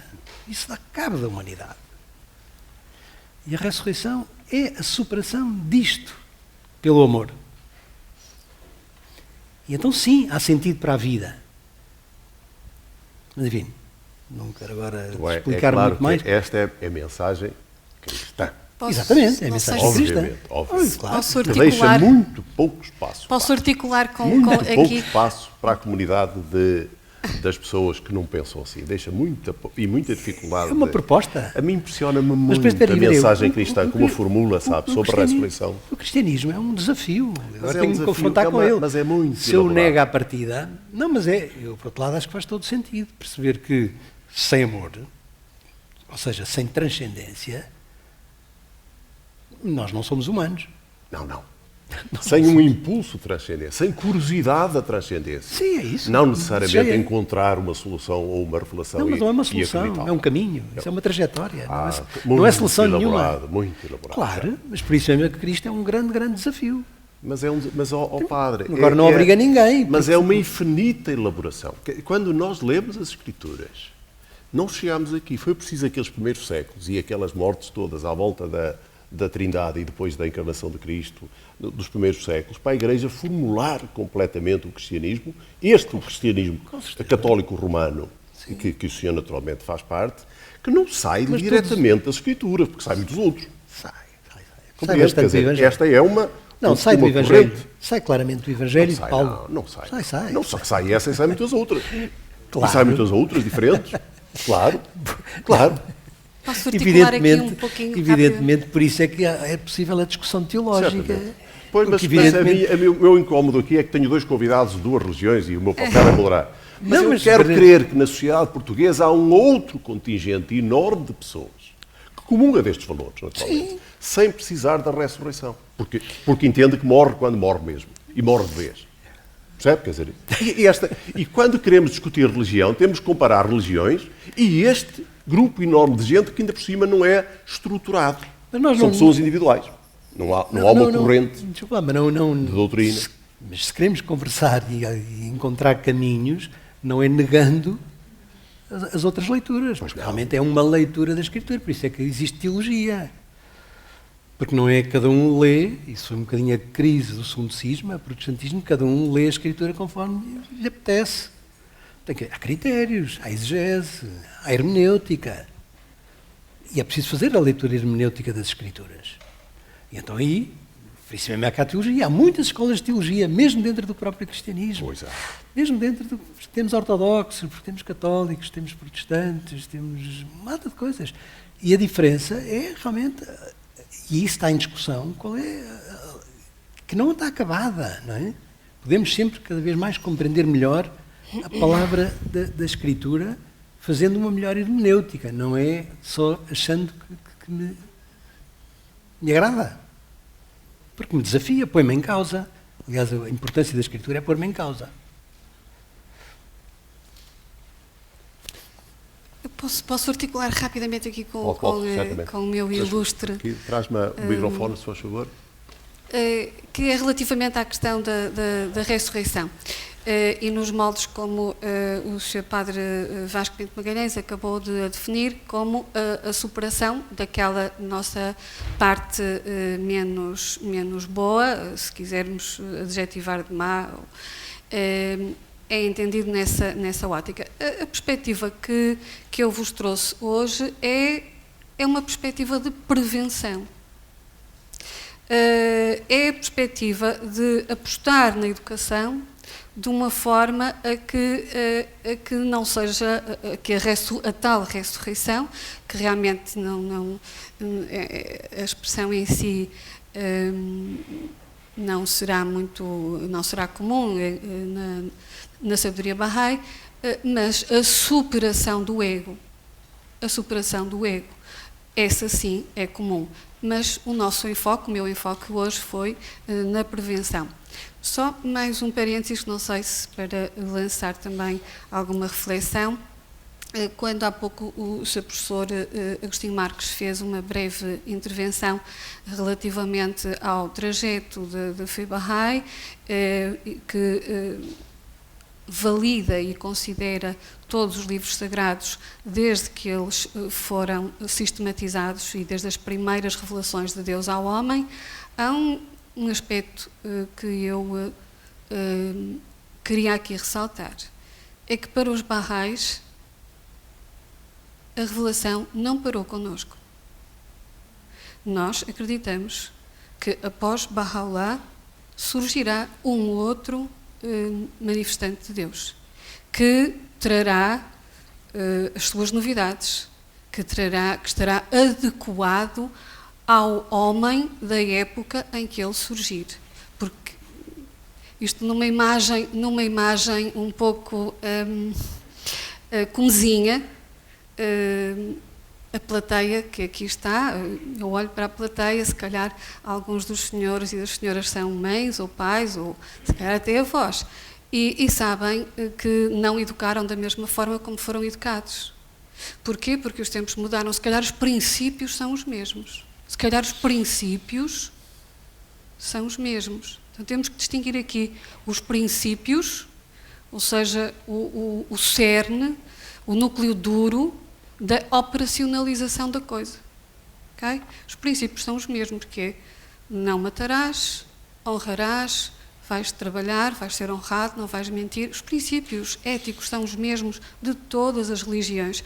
A operacionalização, o diálogo e o entendimento disso vai ter que variar, porque as necessidades do homem, o crânio expandiu, o homem descobriu coisas. E, portanto, a religião teve que acompanhar esse trajeto. Portanto, para os Bahá'ís, Baha'u'lláh é o último profeta. A religião tem 172 anos. Existe na cidade do Porto há cerca de 60 anos. Tem 172, mas nós sabemos que, provavelmente, daqui por 1000 anos, haverá um outro profeta. Muito bem. Olha que o cérebro não terá evoluído nos últimos milhares de anos. Se ler a Apologia de Sócrates, fica a pensar que ele é tão inteligente como o padre Vasco Magalhães. Pelo menos, não é? Não, mas quer dizer, é curto na escala do tempo. Esta senhora, como professora, falou aqui várias vezes de educação e toca num assunto que é impossível. Então é que nunca mais acabava. Como é que educamos? Porque quando uma criança nasce num país católico, ela é católica até tarde e fica com padrões católicos. Se nasce na Arábia Saudita, garanto-lhe que é muçulmana. Eu gostaria de imaginar uma educação cívica, porque estes valores que falam aqui as religiões, no que se refere à pessoa e depois ao contacto com o próximo, pode perfeitamente transformar-se numa educação consensual. Mas é muito difícil imaginar uma educação sem um corpo de crenças por trás. Claro. Extremamente. Claro. É tremendamente diferente. Mas não é possível. Eu também me parece que não. E acredito que eduquei 2 filhos e de facto eu não sou crente e eles também não, mas é difícil porque andar num colégio católico, por exemplo, não nos fez mal de maior. Não nos fez mal de maior. Faz favor. Não fez mal de todo, claro. Sim. Eu sou, digamos, um outsider, embora gostasse de exprimir a minha opinião. Provavelmente sou a pessoa mais velha, com mais anos aqui nesta sala. Provavelmente nasci a 10 km do seu professor. Vou falar muito comezinho. Eu sou muito terra a terra. Estudei filosofia, essas coisas todas. A minha formação eu sou José Crespo Soares. O José Soares é engenheiro de 38 anos de trabalho. O José Crespo é nutricionista desde 2009, que foi tirar nutrição aqui na Faculdade de Nutrição e fiz estágio aqui em pediatria, na nutrição pediátrica, há pouco tempo. E o que é que acontece? Eu entendo que, penso pela minha cabeça, já tenho dito a Deus porque é que eu penso assim, eu tenho outra cabeça que eu penso de outra maneira. Claro, eu penso, tal como um menino tem os legos e quer fazer uma construção, eu tenho os legos e vou fazendo a construção conforme idealizo. E então o que é que eu penso? Deus só pode ser um. Porque se Deus, se existe, só existe um. Porque os outros... Agora, eu para atingir o cume de uma montanha, atingir esse Deus, posso seguir por vários caminhos. E os caminhos para mim são as várias religiões. Umas assim, outras assado. É como eu, por exemplo, vejo aqui na faculdade investigadores, ou em todo lado, em todo mundo, tenho uma filha investigadora, eles estão sempre à busca de mais alguma coisa. Normalmente, o tal cientista, o tal gigante, ele pôs-se muitas vezes, é um pigmeu, nos ombros de um gigante, já vê mais além. Portanto, a ciência. Ora, esta alegria, esta felicidade, nem calculo uma felicidade que eu sinto aos 72 anos com aquilo que aprendi. Pois eu tinha uma formação matemática, física, uma formação, digamos, de ciências exatas, da química, mas também tinha bioquímica, que não tem nada a ver com a química dos químicos, também de fisiologia, etc, etc. Isto foi uma maravilha. Portanto, a alegria de saber. Entretanto, isto faz-me ver para trás a caminhada da minha vida e o que é que eu vejo? Eu vejo a minha caminhada com lagos, uns secos, uns cheios de água ainda verde e com verdura, vejo um deserto, vejo pequenos oásis e vejo grandes oásis. E eu fui feliz ao longo da minha vida, como a senhora doutora falou, nós buscamos a felicidade e a felicidade vai-se apanhando cada dia. Quantas vezes eu tenho a minha felicidade no meu bolso e no meio da mão, e não é, porque não a tiro. É como eu ir, como uma vez umas pessoas fomos ver as amendoeiras em flor, no meu carro, toda a gente viu amendoeiras em flor, porque eu aproveitava as amendoeiras que estavam espalhadas lá pelos montes, etc. E as pessoas, quando chegamos para almoçar, eu não vi amendoeiras nenhumas, porque o que eles contavam era ver um oásis, uma vastidão de amendoeiras. Ora, se eu ando à procura da minha felicidade, digamos uma seara imensa de felicidade, podemos ter a certeza que não a encontramos. Essa sim poderá ser, para os crentes, a tal felicidade após a morte, ou seja, com a ressurreição e uma vida extraterrena. Eu tenho que me pautar, eu só sou feliz na minha interação de facto, eu sou um ser eminentemente social, eu não consigo viver sem a colaboração, sem a interação com os outros. Eu recebi a inteligência que a fui desenvolvendo, etc., porque a nossa inteligência, os vários tipos de inteligência, e num dia destes confessava em diálogo com um professor que já estava jubilado da Faculdade de Psicologia, o meu QI de inteligência emocional é muito baixo. E ele, afinal, diz que não, que eu, afinal, porque eu fervo em pouca água, quer dizer, sou daqueles indivíduos que, pronto, é um espalha-brasas e assim. Portanto, em resumo, desculpem, é por isso que eu peço desculpa, se for por isso estou a roubar tempo. Deus, há um, sigo por vários caminhos, é como aqueles alpinistas que vão para a esquerda, para a direita, etc., vão por caminhos mais difíceis, mais fáceis. Agora, na minha vida, os tais momentos de deserto e os momentos de pequenos oásis e os momentos de oásis maiores, olha, tive um deserto ainda há pouco tempo. Quando estava já a trabalhar como nutricionista, etc., um indivíduo com 70 anos a trabalhar, e gostei imenso da nutrição pediátrica, obesidade, as pessoas julgam que o nutricionista só trata obesos e outras coisas assim. Quando recebi a notícia que tinha um cancro na bexiga, caramba, é uma coisa terrível. Qualquer um de nós que saiba que tem um cancro. Eu, nessa altura, estava a dar umas aulas e uma senhora, eu dei as aulas sempre, e todas otimistas, o senhor, eu se soubesse que tinha um cancro, eu suicidava-me. Eu disse, não. Eu vou viver. Eu tenho confiança na ciência e na medicina, porque andei por aqui e conheço, embora, como tudo na vida, há bons engenheiros, bons papas, maus papas, mas aquela tranquilidade. Eu pauto-me na minha vida, porquê? Por ser feliz. Tenho 4 filhos desta mulher e 4 netos. E agora sinto a felicidade dos filhos, a felicidade dos netos, etc. O cancro, para mim, foi um desafio, ultrapassei. É curioso, eu não rezava o texto todos os dias. O padre Vasco Magalhães, este indivíduo é como agora aqueles pelo dinheiro, como o povo diz, dão um presunto a quem lhe deram um porco. Passei a rezar o texto todos os dias, a fazer as orações aos meus santos, a Nossa Senhora, ao Sagrado Coração de Jesus, a São Bento, etc. e tal.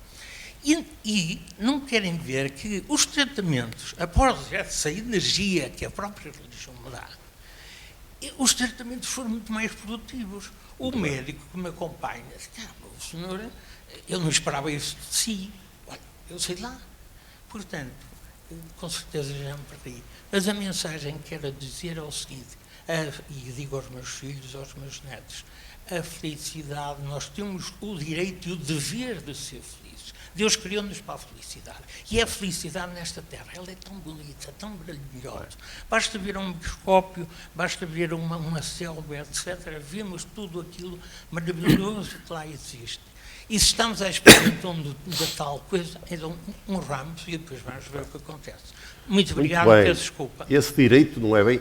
O direito, a Declaração da Independência dos Estados Unidos vem sempre a propósito, porque é do século XVIII, é o direito de procurar a felicidade. O direito de pursuit de happiness, de procurar a felicidade. Há aí uma coisa, ao Soutor, que é esta, perdoar-me-ão. Há muitos caminhos, pelos vistos, para chegar a Deus. Mas as religiões monoteístas, cada uma delas entende, porque é a revelação de Deus, que é aquela, e as outras são falsas. Hoje está em moda dizer-se que sim, somos todos ecléticos, mas qualquer delas, quando tem poder, no passado, matou rios de sangue em nome da sua verdade ortodoxa. Eu não sei se, portanto, se essa atitude hoje está muito comum, mas não é o que a história nos diz. Não foi assim. E mesmo dentro das religiões, entre variações, quem saía da ortodoxia, se a ortodoxia tinha poder, matava. E isto, infelizmente, é verdade para várias, para todas. A gente evolui e anda para trás e anda para a frente. Não evolui, não, senhor. Não evolui. Hoje, no século XX, ainda o Holocausto foi no século XX, depois da evolução toda. É questão de ter as circunstâncias reunidas. Pois, com certeza. Posso fazer só um instituímos o comentário diálogo em relação a interreligioso. esta última intervenção? Instituímos o diálogo interreligioso, somos capazes de ter compreensão com os outros, mas não, o indiferentismo não leva a lado nenhum. O tanto faz, ir por qualquer lado, agora respeito os outros caminhos todos. Mas eu tenho que fazer escolhas, não posso ir por todos os lados ao mesmo tempo. E é bom que eu saiba defender as razões porque vou por este lado. Não quer dizer que eu desvalorize os outros caminhos ou ando a dizer mal deles, mas de facto a gente não faz, não cresce, não caminha sem escolhas. Tenho vários caminhos, tenho que escolher um e escolho por razões, e por razões que se configuram nesta ideia. É aquilo que honestamente me parece ser mais humano, porque o critério é este, é aquilo que eu convictamente, analisando, estou convencido que humaniza e me torna mais humano. Então vou por aí, mas não de uma forma exclusiva ou descartando os outros caminhos que aprecio, devo dialogar com eles, e nesse sentido, apesar de todos os apesares que andamos sempre para trás e para a frente, há um grande progresso no diálogo interreligioso e no diálogo ecuménico. Ninguém, mas com a educação, deve ser uma educação para a liberdade, mas também, o que é a liberdade? Estamos sempre aqui a introduzir novos temas, mas só queria dizer esta coisa aqui, não é? Realmente temos que fazer escolhas, mas escolher por aqui é porque estou convencido que é o caminho mais humanizante. Depois de analisar, não é por palpite, nem atitude partidária, nem nada disso. Professor Filipe Alberto. Posso só responder aqui ao Soutor? Também, muito obrigada pelo contributo. O Soutor falou da dimensão da contemplação. Realmente, no fundo, estamos a falar da mesma coisa. De facto, foi-nos deixado tudo para que nós sejamos felizes e devemos aproveitar quer essa paisagem belíssima das amendoeiras ou do céu estrelado ou do trabalho que vamos produzindo. Isso são os tais bens, não os bens materiais, não era nesse sentido, os bens que nos foram deixados dos céus e da terra. Portanto, bens materiais, como por exemplo o conhecimento. O conhecimento, de certo modo, é materializável, mas numa escala mais alargada, acaba por ser um bem até espiritual, porque ele concorre para o progresso da humanidade e para o bem-estar das pessoas. E, portanto, era nesse sentido que nós estabelecemos aqui esta sintonia entre intervenções. Nós estamos a chegar ao fim do tempo, mas o professor tem tempo, está até à vontade. Não, de todo. Pois, não convém não ter muito tempo, porque já despaga-se facilmente, não é?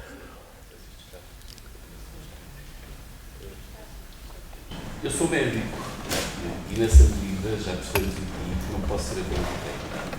E ao contrário da espiritualidade, esta dimensão da religiosidade obriga-me, quer eu queira, quer não queira, quer eu goste, quer não goste. Eu já como médico e tendo em consideração o sujeito que tenho na mão, quer goste, quer não goste, quer queira, quer não queira, eu tenho que me confrontar com esta relação com a divindade. Por mim ou pelo doente que tenho nas mãos, que me vai falar nele muitas vezes. Compreender Deus é muito complicado, como sabemos, não é? Santo Agostinho já dizia, é mais fácil pôr a água toda do mar numa covinha do que perceberes quem é Deus. Deus é a essência, a sua existência, e, portanto, olho para Deus, eu diria, como uma perspectiva que, de acordo com a minha capacidade, pode ir, deixe-me dizer, de um menos infinito a um mais infinito. Quando olho para Deus como o mais infinito, distancio tanto de mim, que o torno absolutamente Deus, que não precisa de mim para nada. Quando eu vejo na perspectiva do menos infinito, torno tão humano que humanizo totalmente e, portanto, anula a essência de Deus. Temos talvez tentar fugir um pouco desta perspectiva, porque o Deus que me é alguma coisa e que pode ser alguma coisa para o doente que tenho e que me fala nele, tem que ser um Deus, na minha perspectiva, humano. E daí a questão da humanização precisa desta compreensão de que, deixa-me dizer, Deus não precisa de mim para nada, mas provavelmente comigo é mais feliz do que sem mim. Estou a fazer uma provocação, teológica, mas não precisa de facto de mim para nada, mas ele é, se não fosse assim, não precisava ter humanizado da forma como fez. Bom, por outro lado, já dissemos aqui também, a questão da felicidade é aquela que é a minha felicidade, mas a possibilidade de tornar o outro feliz também. Eu, como médico, como profissional de saúde, eu sou um fazedor de felicidade. E estou um fazedor de felicidade que pode ser no plano do curar, como já vimos aqui, mas fundamentalmente tem que o ser se for capaz no plano do cuidar. Sob pena, se me colocar apenas no plano do curar, em algumas circunstâncias da minha dimensão profissional, anulo esta possibilidade de fazer felicidade quando o doente me morre. Isto só é não anulável quando eu sou capaz de ser um fazedor de felicidade no plano do cuidar. E aqui, evidentemente, que perante o viver e a cura, eu posso até endeusar a tecnologia, e é muito fácil para mim fazer da religião a técnica, porque é aquela que vai no domínio do curar, muitas vezes ser, digamos, aquilo que o doente quer, ser curado. E, portanto, eu facilmente endeuso a técnica, não é? Este tecnocosmos que nos envolve e que nos seduz, é facilmente endeusável. E isto pode ser uma resposta no imediato para a dimensão do curar. Quando estamos a falar no cuidar, e quando nos colocamos perante a questão do morrer, deste tempo de morrer, a questão é verdadeiramente diferente. E, portanto, o endeusamento tem que me colocar exatamente num plano de relação com o transcendente, onde tenho ainda assim também às vezes uma outra tentação, que é, enfim, já que aqui se disse também, eu lembro-me de Gorrodi, quando diz o outro é a minha transcendência, tenho a tentação de me poder endeusar também. Portanto, eu como médico vejo num patamar de dificuldade, mas do qual não posso aliar, mesmo a minha condição de eventualmente agnóstico, não posso aliar esta minha tentativa de aproximação a uma relação com a divindade, porque ela é, ou por mim ou pelo doente, é-me colocada diretamente nas mãos, em relação ao qual eu tenho que ter uma perspectiva de comunicação. Sou pena de truncar, de fraturar, de não ser o profissional que tem que... E não tenho que ir buscar o capelão do hospital para responder às questões que o doente me coloca neste domínio, quando ele me escolhe a mim como o privilegiado para o fazer. Exatamente. Filipe, o Filipe, ao deixar o Aristóteles e a trazer Santo Agostinho, para a felicidade é uma catástrofe, porque ele fala 260 e tal definições de felicidade. A complexidade... Certamente. Em todo o caso, está ali a última intervenção, em cima. Em todo o caso, Filipe, põe-se na atitude médico, fazedor de felicidade, cristão. E o outro que não o é? Porque eu também trabalho como médico e acredito que... Também tenho como papel ser fazedor de felicidade. Claro que sim. No plano do cuidado. Mas então, onde está a importância de ser ou não ser cristão? Ou outra? Compreende? No mundo em que vivemos. Para esse exemplo específico. Claro, depois há outras dimensões, obviamente. Os cristãos vão para o céu e os agnósticos suponho que não. Não é assim? Não. Digo eu. Não. O céu é atenuar, a ver se... Aí o cristianismo é muito claro. O que nos julga é a nossa consciência. Eu posso Posso ser perfeitamente ateu se isso for a exigência da minha consciência.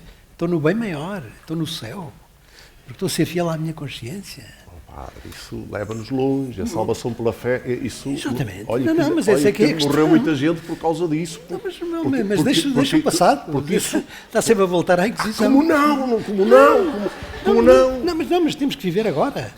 E esta é a claríssima doutrina cristã. O que nos julga é a nossa consciência. Antes então de acabar... Eu só queria fazer um brevíssimo apontamento relativamente à intervenção do Soutor, e que é realmente aplaudir essa consciência de fazedor de felicidade. E, efetivamente, os médicos têm esse papel que é reconhecido por Baha'u'lláh. Há uma epístola belíssima deixada aos médicos. E nessa epístola, um dos conselhos é trazer júbilo, provocar um sorriso no doente. Era só esse apontamento. Muito bem. Por favor. O meu nome é Clarice, eu sou católica não se ouve cristã. nada. Ouve-se? Sim. Eu sou católica cristã e queria fazer uma pergunta ao senhor que está a moderar. Creio que não é religioso. Pelos vistos somos todos. Não sou Pois, da... mas está mais para o outro lado do que para o lado religioso, ou pelo menos. E eu tenho uma certa dificuldade em formular esta pergunta e não consigo compreender muito bem quem me diz que não tem uma religião ou que não acredita em Deus. Portanto, eu gostava de ouvir a sua opinião acerca disto. Então, se eu não sei o que perguntar pelo lado do sim, então vou perguntar o que é que quando conversa com alguém que acredita em Deus, o que é que não aceita? Não aceito tudo, aceito respeito completamente. Isto que o professor Filipe falava, no meu caso, eu trabalho numa área da medicina onde morrem, talvez seja o serviço com mais mortalidade no hospital. Confrontamos com a morte e nós temos o máximo respeito pela vida e pela morte e pelas convicções das pessoas. Deus me livre. Agora, o meu ponto de vista em relação a Deus, o meu ponto... Deus me livre. Eu sei, pá. Não tenho nada contra. Não sei é de que Deus estou a falar, compreende? Ele sabe. Eu não sei. Também não sei. Não sei de todo. Quer dizer, a minha ideia é que numa perspectiva física, fria, a ciência, o que já andou, não deu passo nenhum para esclarecer esta questão fundamental. Nada. Eu acho que a ciência nunca vai conseguir fazer isso. Também eu acho. Porque mesmo o nascimento do universo, se a teoria do Big Bang está certo, para trás as próprias leis da física, para trás não existe, porque o tempo nasceu aí. Portanto, não há para trás, a ciência não vai a lado nenhum. Depois, nós acreditamos nas revelações que temos, as revelações, ou não. Eu acho que qualquer destes livros, ler a Bíblia numa atitude não de fé, como eu leio, é um livro absoluto, que não convence ninguém. O Corão, Deus me livre. Portanto, eu creio que os textos escritos, vistos de uma maneira fria e racional, não nos levam a acreditar em nada. Portanto, para acreditar é preciso uma adesão afetiva. É preciso fé, é preciso crer, é uma adesão afetiva. Ora, não me serve, quer dizer, eu precisava de uma coisa mais racional. Sendo assim, a minha situação é muito simples, é de muita gente, é que há Deus.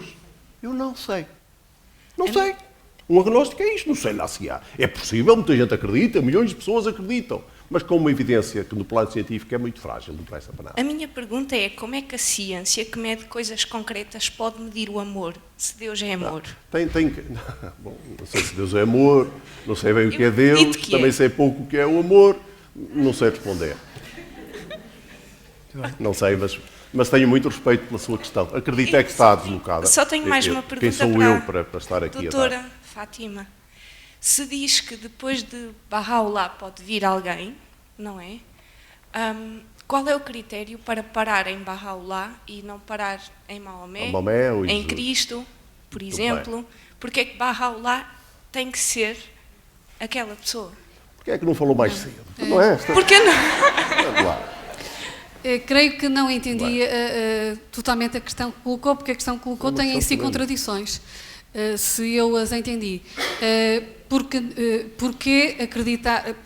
A questão tem a ver com a fonte divina, que é uma só. Portanto, Deus é uma só, e a validação de todas as religiões, desde que há a expressão religiosa. E essa salvaguarda, uma vez que nós, como humanidade, vamos continuar a evoluir, não é? Nós estamos no ano 2015, correto? Mas nada nos garante da era de Jesus, não é do seu profeta. Obrigada, Sr. Professor. Obrigada. Mas, uma vez que vamos continuar, vamos chegar a 3.000 e tal, se calhar colocou-me agora uma questão interessante. Porquê? Porque se calhar já não vamos chegar a 3.000 e tal, se calhar vamos ficar no ano 200. Isto foi uma brincadeira.